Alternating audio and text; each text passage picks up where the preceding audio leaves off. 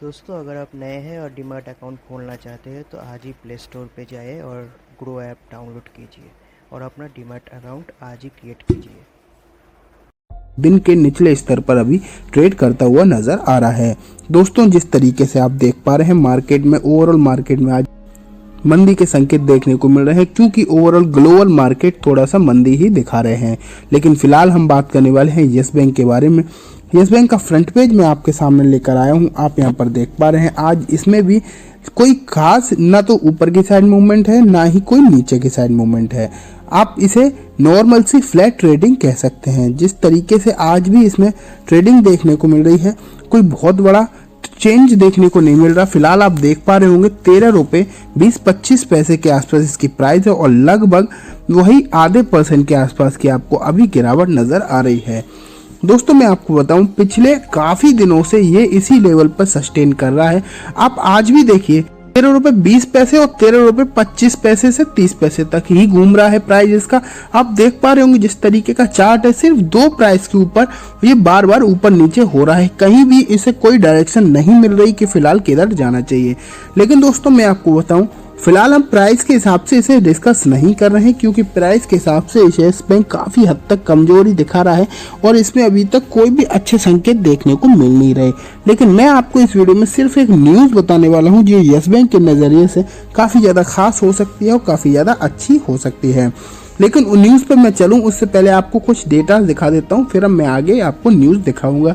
सबसे पहले मैं आपको दिखा रहा हूँ एनएसई पे क्या चल रहा है। तो आप यहाँ पर देखिए लगभग 5 करोड़ 63 लाख के आसपास का वॉल्यूम अब तक ट्रेड हो चुका है। वॉल्यूम पहले जितना नहीं आ रहा है, बहुत ही कम वॉल्यूम इसमें आने लगा है। अब 10 करोड़ का वॉल्यूम भी इसमें हार्डली ही क्रॉस कर पाता है। आप देख पा रहे हैं पिछले काफी दिनों से इसमें कोई खास वॉल्यूम देखने को नहीं मिला है। अगर हम वही मार्केट डेप्थ की बात करें तो हल्के से आप बाइंग साइड पर शेयर ज्यादा देखने को मिल रहे हैं, लेकिन कोई खास फर्क नहीं है। लगभग हम उसे बराबर ही मान सकते हैं। अगर बाइंग साइड की बात करें तो 4 करोड़ 36 लाख के आसपास शेयर देखने को मिल रहे हैं। वहीं सेलिंग साइड की अगर हम बात करें तो लगभग 4 करोड़ 2 लाख के आसपास शेयर्स देखने को मिल रहे हैं। दोस्तों काफी दिनों से इसमें यही सब कुछ होता चला जा रहा है। फिलहाल मैं आपको अगर इसका चार्ट दिखाऊं तो आप यहाँ भी देखिए कितनी सारी आपको कैंडल्स कंसोलिडेशन के फेज इसका शो कर रही हैं।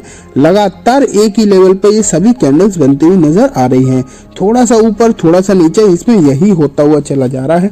किसी भी पर्टिकुलर डायरेक्शन को ये शेयर फिलहाल नहीं पकड़ रहा और अभी भी ये शेयर लगभग आप ये देख सकते हैं ओवर सोल्ड जोन के आसपास ही ट्रेड करता हुआ नजर आ रहा है। ये बात इसके आरएसआई से समझ आ रही है। 35 का आरएसआई इसका अभी आपको देखने को मिल रहा है। दोस्तों मैं आरएसआई के ही भरोसे आपको रोज बताता हूं कि इसमें कोई बहुत बड़ी गिरावट नहीं होगी और वो बिल्कुल ही सही होता है। इसमें कोई बड़ी गिरावट नहीं हो रही है पिछले काफी दिनों से, लेकिन बात यह है कि ऊपर भी नहीं जा रहा है। हम सिर्फ यही उम्मीद लगा के फिलहाल बैठे हैं कि इसमें गिरावट नहीं होगी, लेकिन बात करें कि ऊपर कब जाएगा इस बात का कोई भी पता नहीं चल रहा। फिलहाल के शेयर प्राइस से तो बिल्कुल भी क्लैरिटी आ नहीं रही। तो दोस्तों ये हो गया इसका कुछ जनरल डेटा। अब मैं आपको बता रहा हूँ कि न्यूज क्या निकल कर आई है। आपके सामने न्यूज आ गई है, आप यहाँ पर देखिए। डीएचएफएल बैंक करप्सी मामला, एनसीएलटी ने पूर्व प्रमोटर के पेमेंट प्लान पर विचार करने को कहा। मतलब आपको जैसा कि पता ही है डीएचएफएल को पिरामल ग्रुप ने हायर कर लिया है, मतलब एक्वायर कर लिया है। तो दोस्तों आपको ये पता होगा कि डीएचएफएल वन ऑफ द सबसे बड़ी वो कंपनी है जिसका सबसे ज्यादा यस बैंक का पैसा जिस कंपनी ने डुबाया है। लगभग 5000 करोड़ रुपया यस बैंक का इसी कंपनी ने डुबाया है। और जब इसने पिरामल ने इसे एक्वायर किया था तो यही बात हो रही थी कि किस किस का पैसा वापस किया जाएगा। उसमें यस बैंक का नाम नहीं आया था। लेकिन अगर अब बताया जाए ये कंपनी एनसीएलटी में चली गई, लेकिन एनसीएलटी ने क्लियरली ये कहा है कि अब जो इसमें पूर्व प्रमोटर रहे हैं डीएचएफएल के उनसे क्लियरली कहा है कि उनको जो पेमेंट थे उन्हें पूरा वापस करने पे विचार किया जाए। जो जो लेंडर्स थे उसके जिसका पैसा डीएचएफएल ने डुबाया है उन सब का पैसा रिपेमेंट के लिए बारे में कहा गया है। आपके सामने पूरी रिपोर्ट आप यहाँ पर देख लीजिए। दीवान हाउसिंग फाइनेंस कॉर्पोरेशन लिमिटेड के खिलाफ इंसॉल्वेंसी की कार्रवाई पर सुनवाई कर रहे मुंबई के एक कोर्ट ने कंपनी के लेंडर्स को पूर्व प्रमोटर कपिल वधावन से कहा के बकाया रकम को चुकाकर सेटलमेंट करने के प्रपोजल पर विचार करने को कहा है। इन्होंने क्लियरली कहा है कि कंपनी ने जिसका पैसा पहले लिया और जो पेमेंट इनका बाकी रह गया है अब उनका पेमेंट कौन करेगा, इस पे विचार किया जाए। पिरामल ग्रुप ने अब इसे एक्वायर कर लिया है, तो अब ये जिम्मेदारी पूरी तरीके से पिरामल की बनती है कि जिसका पैसा पूर्व प्रमोटर्स ने डुबा दिया इसका वो पिरामल चुकाए। तो दोस्तों जैसा कि आप जानते ही हैं इसमें यस बैंक का बहुत ज़्यादा बड़ा पैसा लगा हुआ था और यस बैंक का पूरा पैसा डूब गया था। अगर गिनती की बात करी जाए तो लगभग 5,000 करोड़ रुपए थे जो यस बैंक ने DHFL को लोन की तरफ दिए थे। सिक्योर्ड लोन और अनसिक्योर्ड लोन, दो तरीके के लोन थे जिसमें कि यस बैंक का जो पूरा पैसा था वो पूरा का पूरा अनसिक्योर्ड लोन में आ रहा था।